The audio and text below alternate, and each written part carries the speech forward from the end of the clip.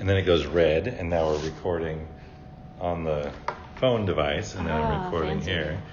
And this is Whiskey with Mark.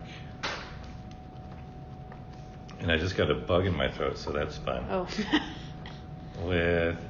And I always pronounce your name Ayana. What? Ayana? Ayana, sorry, right. Ayana, right? Just one N. Just Ayana. Looks like you got it right. Yeah. And then your last name is... Starts with a P. Starts with a P. Let's see. What else? What other? It's Perry. P-E-R... R-Y. 2 R's. Yes. Well, sorry, I completely butchered your name. I'm horrible. I'm the worst. I'm horribly offended. You should be. You should be. You can call me anything you want. The Ginger Giant. That works.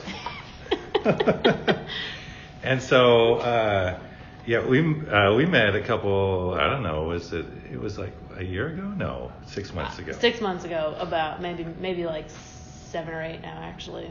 Yeah.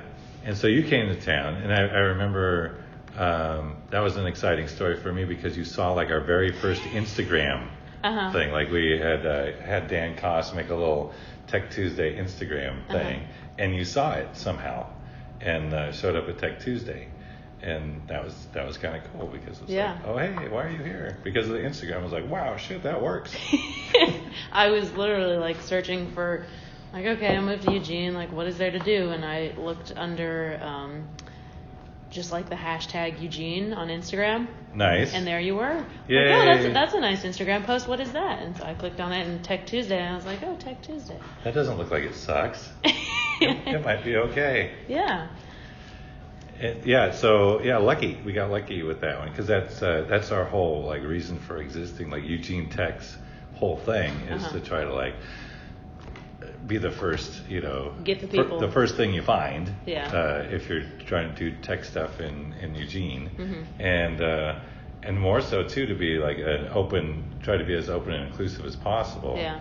Seems like you got a lot of new people now. Since in the time I've been gone, there's like a bunch of new faces. Yeah. Yeah, hopefully that's good. You never know. But you mostly do design stuff, don't you? Yes, I am a designer. Well, not only that, you're like a straight up artist. Like you paint and you draw and you do all sorts of things. Yeah, I do lots of all the art things. But I'm now like doing freelance graphic design, and I'm starting a Portland-centric like streetwear clothing company. No shit. Yeah. That's cool. Yeah, so I'm doing lots of design and art things. Wow. And so my art is being put on t-shirts, so it's kind of like a culmination of I get to do some clothing design, I get to keep making my fine art and then putting it on clothes. That's awesome. And I saw you're famous for doing a Snoop Dogg. Like you met Snoop Dogg when you were in Portland. No, well, I went to LA. You went to LA. This is a long story. So. Can you do the 10-minute version? Oh yeah. Yeah. I can do a 10-minute version. So I'm also the creative director for Portland Ashwagandha Farm. Okay. Which I can give you a sample of ashwagandha if you'd like some ashwagandha. I have no idea what that is. Sounds like dope. It's better than that. It's better than dope. What could be better than dope? So it's basically just a plant, an Indian Ayurvedic herb that helps you feel less stressed out, relaxed, helps you if you have trouble sleeping. Nice. So it's not like a marijuana. Oh no, it's totally its own thing. Yeah, not at all. It's And what was the name of it again? Ashwagandha. It's got a cool name. Cool. Yeah, and so Portland Ashwagandha Farm supplied ashwagandha tinctures for the cocktails at Snoop Dogg and Matt Barnes' cancer fundraising event. Awesome. And so me and Jeff Johnson, the guy who started it and owns Portland Ashwagandha Farm, we had like VIP tickets to this event. Nice. And got to meet a bunch of cool people. And you've done a drawing of... So I knew, like a couple days before this, we bought our tickets like super last minute, the plane tickets, but Jeff was like, so there's this thing in LA with Snoop Dogg, and I'm like, wait, what? Like, what? And so then we, like, the next day decided, like, let's buy plane tickets and go to this thing. And so I knew that Snoop Dogg was going to be there, and I really wanted to, because, like, I've been listening to Snoop Dogg since I was a kid. So I'm going to do a portrait because I know he's going to be there, and I know I'm going to get to see him. I wasn't sure if I'd be able to give it to him in person, but it happened that, like, when the press were all asking him questions, I, like, tapped his manager on the shoulder and was like, hey, can I, like, give this to him? Right. And he, like, pushes me up to the front, like, yeah, like, here. Oh, nice. And so he opens it, and I was just like, oh, like, I want to give this drawing to you. But he signed it and was like, no, like, you cannot give this to me. Like, this is too cool. You keep the original, so I have it signed now. And then I got a business card from him, and he wants me to send him a framed copy of it. Okay. So, yeah. Cool. Yeah. How cool is that? Pretty good. First time in LA. It was my first time in LA. First time in LA. Oh yeah. Well, now you can't go back, right? And so anytime somebody says, "Have you been to LA?" You're like, "Oh yeah. Well, once to visit Snoop." Yeah. And then just kind of like leave it as that, because like you're like, not really my town, but I got friends there. Yeah, that was great. So speaking of towns and friends and stuff, you're nomad right now, but you were in Eugene for 6 months. Yeah. And then you went to Portland, and then you hung out with Snoop Dogg, and now you're doing a Portland thing. But now you're also back down here in Eugene. Just for I came down to actually deliver some ashwagandha to some stores around. They had orders, and instead of shipping them, I was like, I'll drive them down and go to Tech Tuesday. Oh, cool. Well, that's nice. But yeah, no, I live in Portland, and I plan on probably being there for a little while, starting this business. Yeah, Portland's awesome. Yeah. Yeah, there's a lot of cool things about Portland. One of the things that in Eugene, because we're smaller, we're constantly with the brain drain. It's like younger people like yourself come in. I'm old, but you're younger than me, so I'll just say people come in, and then there's just not quite enough here. Yeah. And then they go, and Portland's a good place to go. And some folks around town are like, what can we do to retain people? And I'm like, don't bother. Maybe they'll come back later. Yeah. Kind of thing. And so I wanted to get kind of your experience in Eugene, and like what were your favorite? Do you have a favorite story of Eugene? Like, what was the thing where you were finally like, oh, I gotta go? Yeah.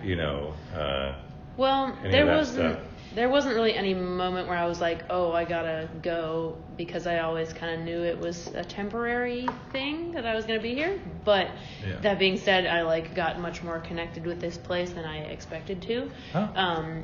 And I made tons of friends here in the 6 months that I was here. And nice. In that regard, it seems like in my 4 years in Milwaukee, Wisconsin, I made 4 or 5 friends maybe.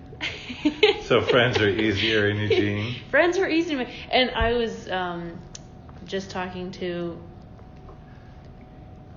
I get their names confused. Not Terry, what's her name? Red hair. Sure. Yeah, she was like, oh yeah, it's so easy to make friends here. Of all the places she's been, this place is has such a community that's just easy to get into, and then there's great people here. But well, that's good to hear. I'm glad. I mean, it was pretty. I got here 10 years ago or something, and it didn't feel as easy then to get to know. There wasn't much of a scene. Yeah. And hanging out was pretty. You just kind of went to a bar, kind of thing, and there wasn't much, reason to go. Now there's it feels like there's more meetups and there's more activity-focused type things, and you just happen to be at the bar. Yeah. But you don't. Anyway, so it feels a lot better now. But you knew from the start it was pretty temporary.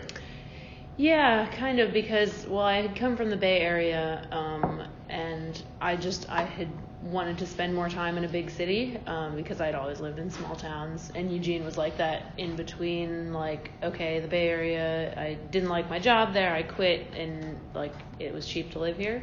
Yeah. And the thing that I guess why I decided to leave was because I just couldn't find enough opportunities for like work here. I was doing stuff, but it wasn't really what I wanted to do. I couldn't really find people who were willing to pay anything or a decent amount for like design and artwork if I didn't have like a super built up portfolio. And I think there's a recurring theme of like art is not valued enough. You know, it's like whether or not it's people playing music and like the bars won't work a deal, you know, won't support them very much. Maybe that's changed a little bit, but yeah, just artists in general, kind of, you know, pushed to do work they don't really want to do. It's like branding stuff or, you know, whatever, and then the customers are kind of looking for a deal, and like everybody's just like pushing in the wrong direction, rather than like pushing towards, you know, be awesome, be creative, you know, you know, take us somewhere we want to go. I mean, well, because like branding and stuff like that was something I wanted to do, but all like the interviews that I had, and they were like, oh, the interview was great, but we found somebody with 10 years experience. Sorry. Oh, really? Yeah. Wow. So that was, I mean, it's like, okay, yeah, I get it, but at the same time, you know, how do you get artists here who are developing like the experience so that they stay here? Because I think if there are more maybe like intern opportunities for artists and designers around, that might help. Yeah, and we've tried to, you know, at Eugene Tech and Code Shops, we tried to engage with LCC and try to get some, and we've had some interns come do design stuff for like MVP Studio and redo some, you know, stuff. We're such small potatoes though, it's just like really, it's not even, it wouldn't really be engaging work. Yeah. Like you'd have to bring the whole vision with you. Yeah. You know, there wouldn't be enough stuff, but maybe getting, I don't know, like we've got a few tech companies in town. I think of everything from the tech perspective because that's me. But like, who else needs, you know, what other industries would typically, you know, hire artists to do stuff? Does every business needs? Yeah, pretty much. I mean, a lot of the time, if small businesses won't need an on-site artist and designer. But there's like, I think Palo Alto Software has art opportunities. There's like content marketing stuff that I find really interesting. And I think they do have some of that. There's H&M Brands. Yeah. They do some stuff too. Yeah, so there's some stuff out there, but it just, you know, wasn't enough to pay all my bills. Yeah. So you were a starving artist? Well, I was doing just stuff I didn't want to do. You right. know? And then moving to Portland, you know, more happened in a month than happened in the 6 months. Right. I was here. Unfortunately. Right. Yeah. So PDX, they got the critical mass, right? Yeah. And so there's this, and so you were in high demand. Well, I mean, not to say that it's like easy, but there's much more demand and there's just much more opportunity. And like the art community there is huge. Even before I went there, I heard people talking about how, like, you know, you think about the West Coast, like the center for all the art stuff. It's like, oh, LA and Oakland has a huge like fine art kind of creative population. But then everybody's like, once you get into it, like, Portland is really where like the cool underground art scene is happening right now. PDX is the hot shit. So like experiencing that, I got to meet a couple of my like favorite artists at a show they had there in Portland, and it was and like XOXO is this weekend. It's a big art tech conference thing. Oh, okay. Did you see any of that stuff online? I saw something about it, but I haven't looked into it very much. Yeah, years ago, they started years ago, and it's still an ongoing thing. And It's like where all the cool kids hang out. You know, I've never been there myself. Oh. But it's like a art tech collision thing. Maybe it's more art. Who knows? Okay.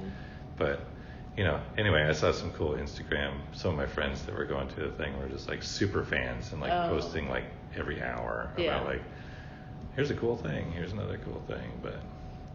But yeah, you know, Portland's got a great art scene. They got a good maker scene. There's a bunch of local manufacturing going on there. Like, you know, they've got,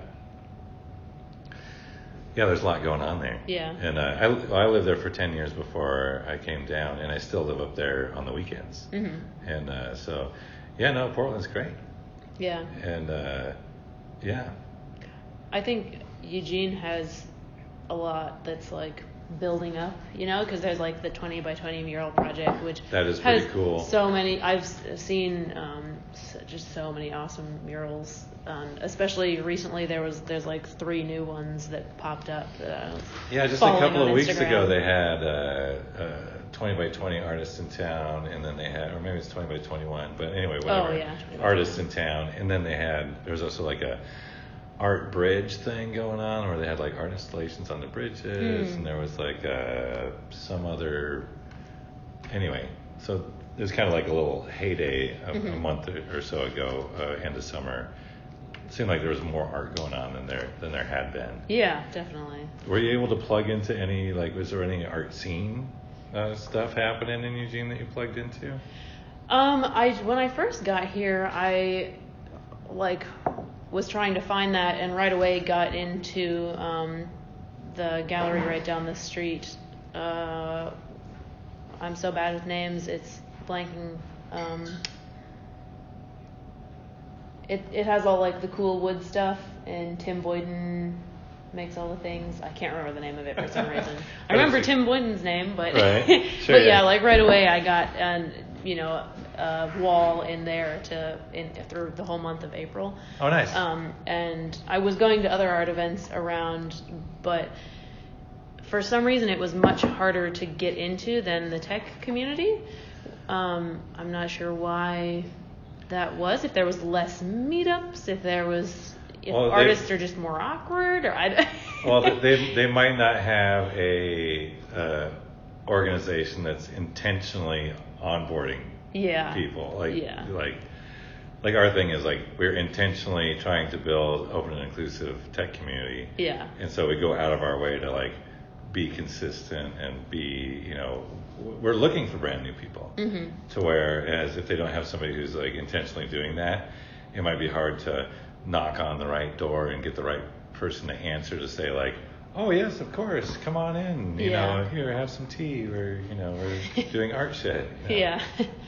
Yeah, which maybe that's a thing that needs to happen. I had talked to people in the art community when I was a little bit in both worlds of the art and tech, and the mission seemed like there was a lot of overlap, and so it seemed like there should have been some culmination of like making those things merge a little bit more. And I think some people were trying to make that happen, and maybe I just haven't been to the things. But yeah, there's a lot of and that's interesting.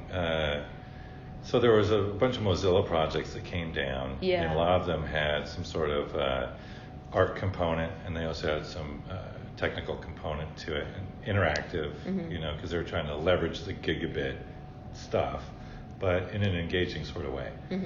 And so some of these projects like CitySynth, it was a lot of artistic bent on it. It had a lot of stuff, but it was also heavily technical.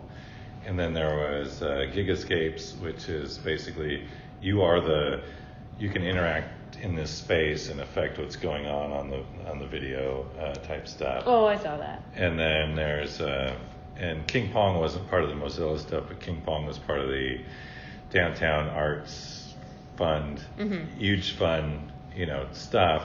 And that one was really cross-discipline. We had costumes, and we had prop building, and we had game making, and we had tech stuff to make the controllers work, and we tried to get as many folks involved with that as possible. And I'd personally like to see more events like that, or more projects like that, where we can kind of leverage the tech side to kind of get some sponsorship and some funds. Do something that's like really approachable. Yeah, and engaging. Yeah, super engaging, like super easy, and then pay the artists to do the thing. Because there was actually quite a bit of thought that went into like, what's the feel of the event and like where are we going with this? And so not being an artist myself, I was just like, it's cool because it's retro. And then so they kind of took the artist group inside there, kind of took that and ran with it, and they came up with this vaporwave aesthetic and a story behind stuff. We didn't implement all the things that they came up with, but it definitely gave the flavor to the thing. And there's a continuity between like the costumes and in the shirts and the whole thing was kind of thought out. Yeah. And so it would be nice to see more collision between those sides. One of the things that I think there's a huge opportunity for like crossover is I did the startup weekend was like one of the funnest, coolest things that I've been a part of here. Nice. But it seemed like there just wasn't enough artists. Like, there's all these tech people trying to make these things that if they had more artists, their presentations would look a lot better than some of them did. This is always, I've been to a lot of startup weekends in a bunch of different places, and basically the artists that show up don't get to join teams because they have to go to they run around between all the different teams. Oh yeah. Saying like, oh, let me give you let me help you out with that, or let me throw together this, or and they're just kind of like, basically they're freelancers running around at startup weekend like feverishly like trying to help people look better. Yeah. So when I was doing it, I just had a team and I like stuck with them because I didn't want to do all that running around. Yeah. And Why? it was nice to be just a part of the the one team and like really focus and get into. So what if there was a thing that was like Startup Weekend, but instead of trying to build a business in a weekend, you were like trying to build like an art installation for the weekend? That would be really cool. And then like the winning one got like funded. Yeah. Or something like that. Well, I also don't like the whole competition angle of it, but it'd be cool to get like some sort of goal that would attract more artists to show up to these sorts of things. Yeah. Like the winning installation could be up for a month somewhere, Yeah. Yeah, so... Or depending on, it could be made permanent somewhere, Right, like an art jam. Yeah. Because they do like game jams. The game jam, yeah. And so I don't know that you'd call it like art weekend or whatever, but you could do like an art jam. Art up weekend. Art up? What? Did you just coin a new term? It's not a startup, it's an art up. Oh my God, that's awesome. Art up weekend. Yeah, that would be super fun. Because collaboration. Art up weekend is a great idea because people already hear startup weekend, and so they got 90% of it. Like you get what it is. Right, and then, but this one's for art. Yeah. It's art up weekend. Yeah. That's such a good idea. Will you come back and do art up weekend with me? Yeah, I'll help do whatever. Because it's also like just meeting other artists and like collaborating. You need to go online is so right valuable. now and get artupweekend.com. Yes. We're gonna go national. So one of the funny things with the talking about art and talking about like startups is a good example. Like the whole thing around Startup Weekend is like make a business, make money. It's like the goal is to kind of it's really kind of all about the money.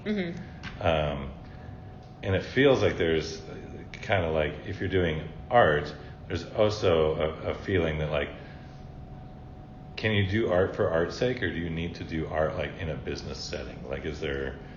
I think personally that the thing that's severely lacking is the doing art with a business mind, because everybody is like, oh, art for art's sake, like, hey, do this thing for me for exposure, like, you don't need to get paid.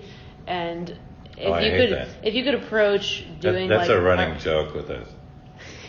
Just like if somebody's like, hey, we need whatever, And it's like, oh, let me talk to, my friend or whatever. I'm sure they would do it for exposure. Yeah, no. Right? Because as if the project that we're just dreaming up in this moment has any exposure whatsoever. Like there's no, it's just a joke. Yeah. It's like, no, it's like we'd be better. It's like, it's like, let's just all go to the bank machine and get some money and like hand it to this person. If we care enough about this project and we need, some branding or something. Yeah. If we don't care enough to like go to the cash machine and just like pool our money, then we don't care enough about the project. Yeah. To do it. So don't. Anyway, it's what would be really awesome is if you had like somebody who has experience with the business and art thing, be like a mentor and like, okay, how do you take this art project and like make it so you can live while you make the art? Right.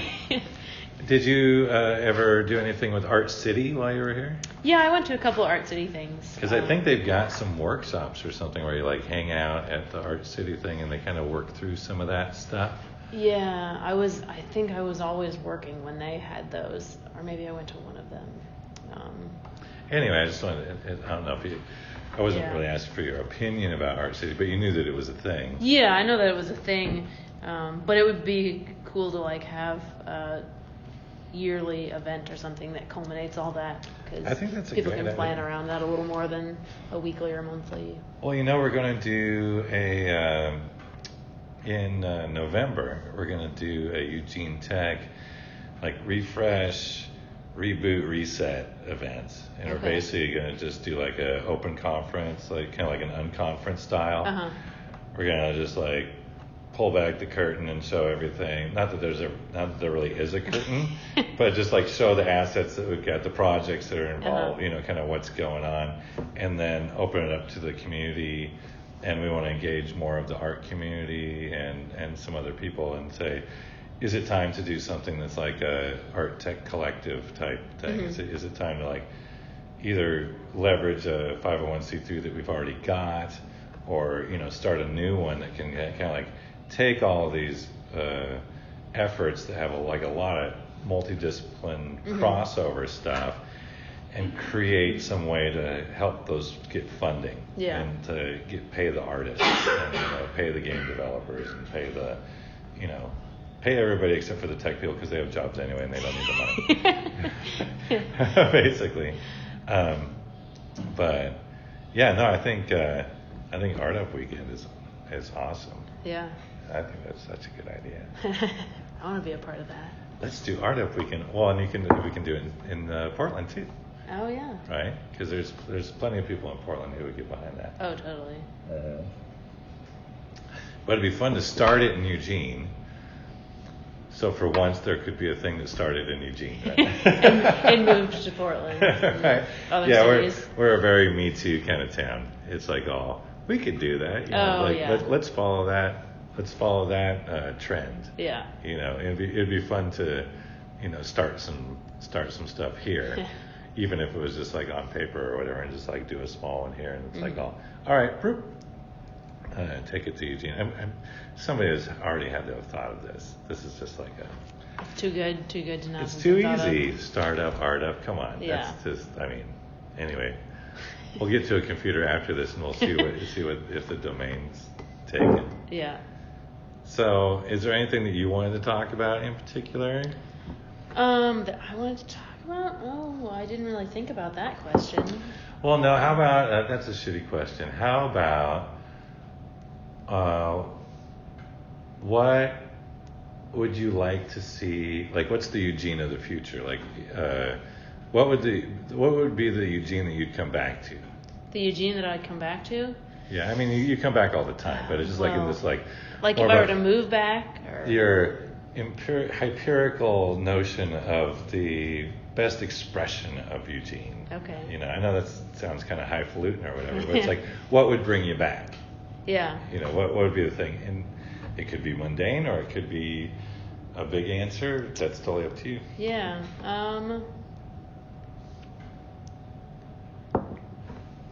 Let's see. I would love there to be more diversity. Oh yeah. Diversity of people here. Like actual diversity? Yeah. Not just like talk about how diverse we are, but actual diversity? Yeah, because I mean, like, coming from the Bay Area and even Milwaukee, which is, like, very segregated but fairly diverse, you know, Oregon is just a strange place. We're the most diverse white people you've ever met. We've got tall white people and short white people and thin white people. Anyway, sorry. So that would be great. And if... that would be like a super thing. If Eugene became like the most diverse city in Oregon, that would be like, oh my gosh. Well, maybe that's a thing to shoot for, right? Yeah. I mean, no, really. I mean, because there are people in town who like attract people to Eugene. Yeah. And right now they're doing a big thing like, let's attract tech people to Eugene. Yeah. And because it's an easy economic driver. Yeah. But, you know, if there's a cultural driver that said like, let's look at the giant elephant in the room, you know, and say like, hey, can we fix this? Yeah. You know, is that something, you know, can we, you know, shake our KKK roots and actually like show up and say, no, we actually are a safe place to live. Yeah. And anyway, I don't want to get too political, but anyway, so actual diversity is on the list.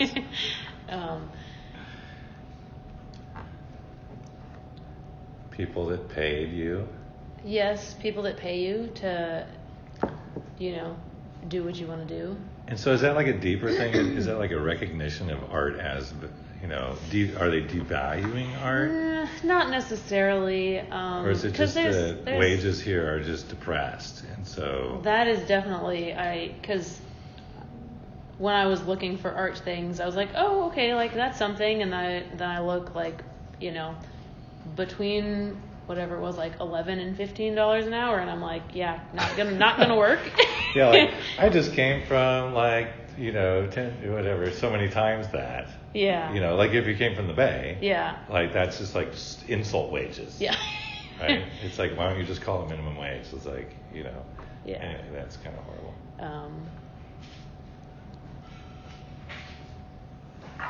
But if this is too hard a question, we can just kind of. No, not necessarily too hard a question. Just I hadn't thought about it much. Well, and if I was a better host, I would send you questions ahead of time, and you'd know. Yeah.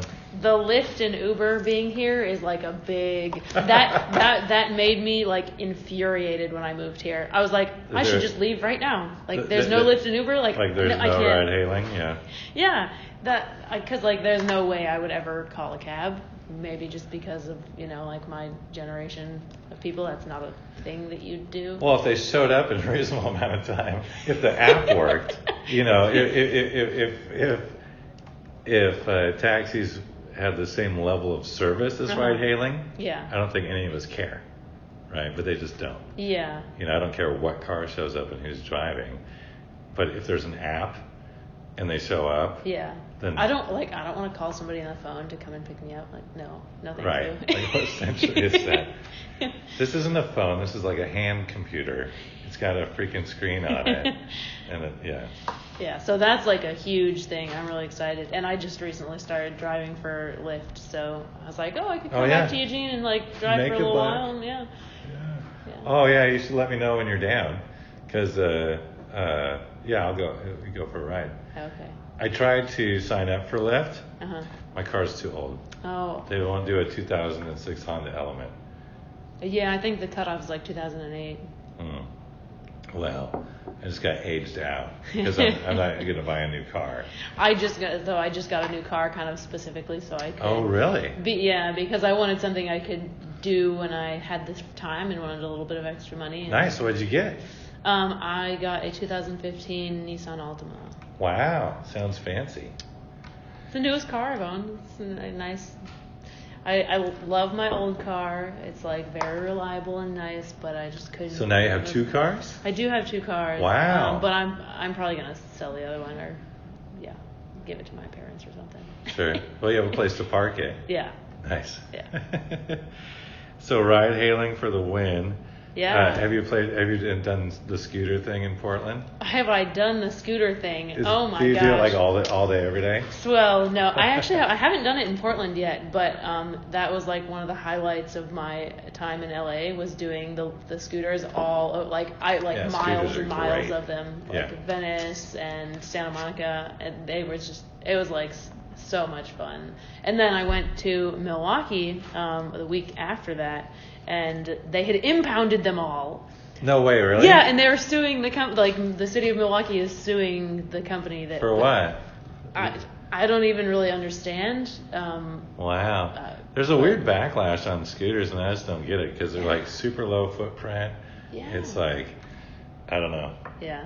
They had them in Minneapolis still, and so I did them all over Minneapolis, and that was it's a cool way to see a new city. Like, it's great. Oh, yeah.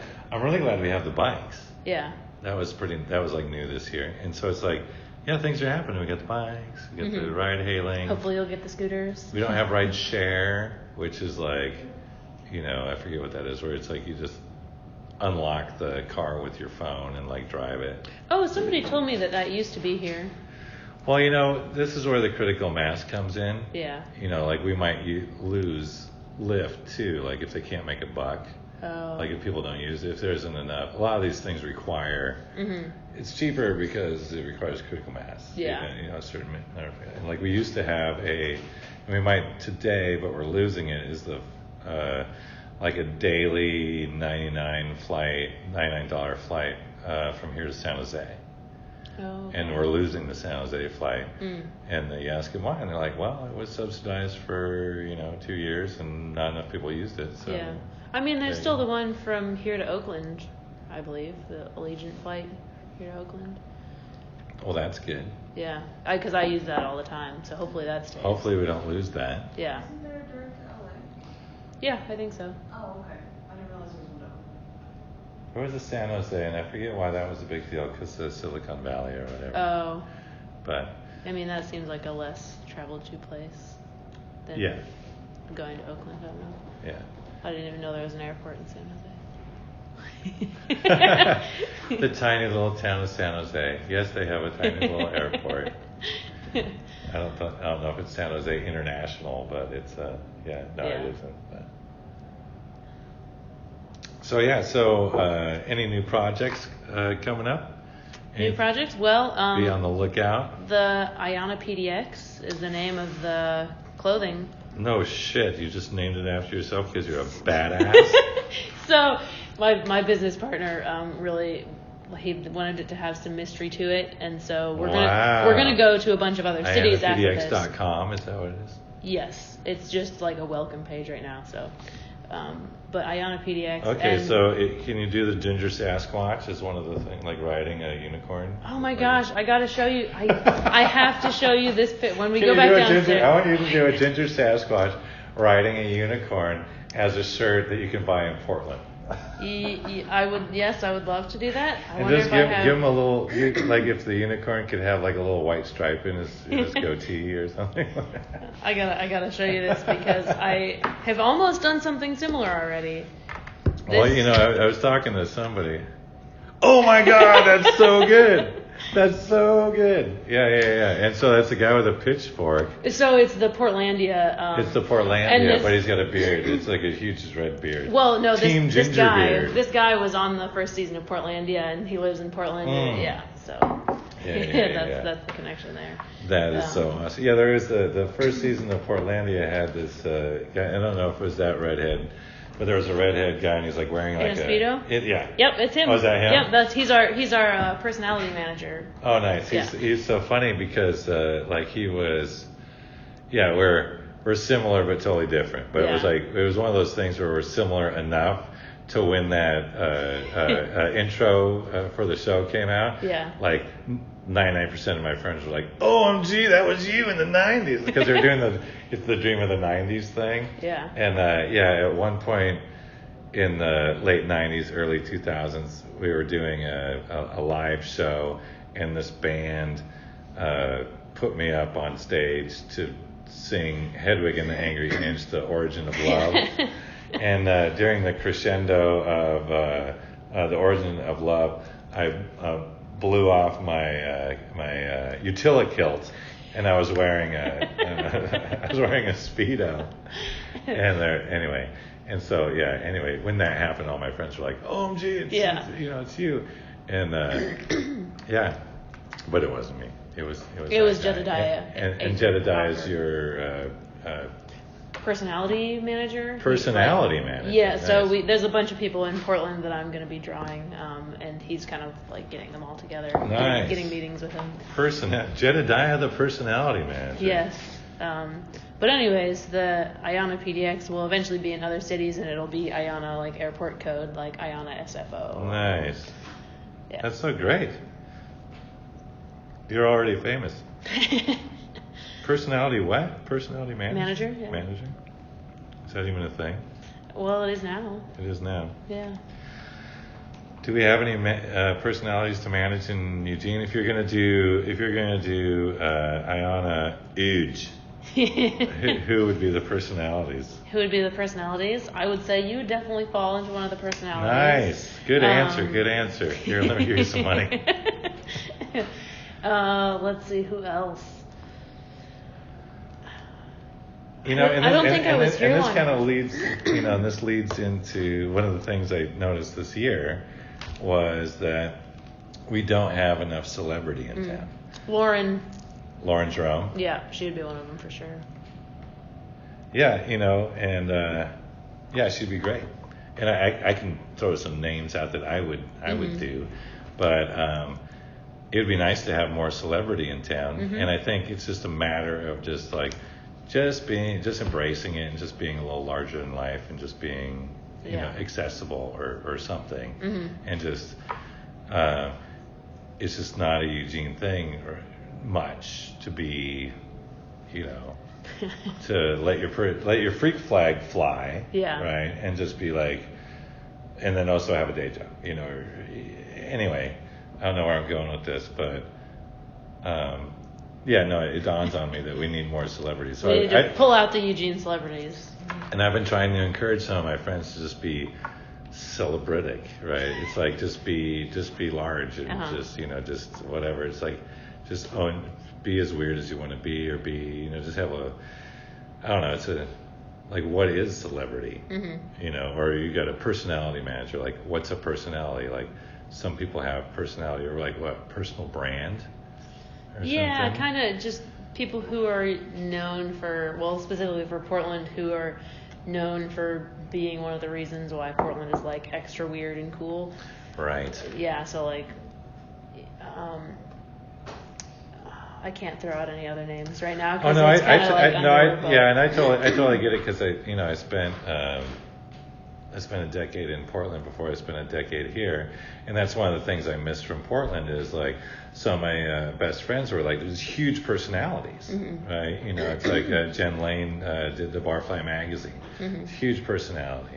Storm Large would show up at stuff before she was like on national TV and whatever. She's always been awesome, and she's always had this like massive personality.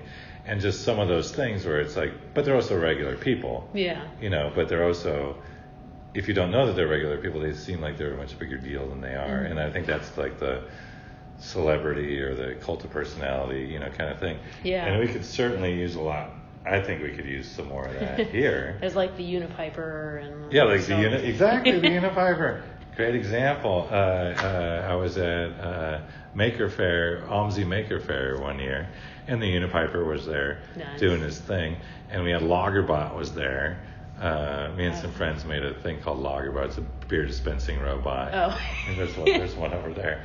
But anyway, we were at Maker Faire, and we were serving, because it's a kids thing, we were serving root beer. But I have this great picture of the Unipiper like taking off his mask as I'm handing him a root beer from, that's got like the Lagerbot logo on it. And he's just like, going. It was very much like a Pepsi moment or like a whatever, but it's the Unipiper. And I got one of those shots with Jeff, the guy that owns Portland Ashwagandha, and Snoop Dogg, like handing off a bottle of the. Nice, right? Yeah, that moment. That's awesome. Well, I'm super stoked for all the stuff you're doing. It sounds like wow, I need to get some unpronounceable ashwagandha. Yeah, I've got some with me. Now, do I have to smoke it? No, it's a tincture. It's a tincture. It's a tincture, yeah. And it's not like a Schedule C or whatever, like on the. Like, Oh it's no, not like a you weird just thing. you take it anytime during the day. Take it at night if you want to sleep better. Take it if you're stressed out. Well, I if once you drank a half a bottle before I got on an airplane. So I could half sleep. a bottle, so you can, so it's like there's like a there's no toxic element to it. No. Well, if you are willing, I'll take you. I'll take you up on that. I don't know if I can buy one from you or whatever. But Oh, yeah, you can buy one, or I can give you one, or whatever. Sure, sounds good. Or whatever. I think. Thank you for your time. It feels like we've been doing this for like an hour or so. Oh yeah, I think it has been an hour. Well, for a 20-minute show, this is like the best hour-long 20-minute show we've had in a while. Well, thank you for having me. Thank you, and I always do this. It's like the handshake. I don't know. It's not good audio, but you can't. Yeah, thank you for your see time, it. my friend. I appreciate it. Yeah, I appreciate it too.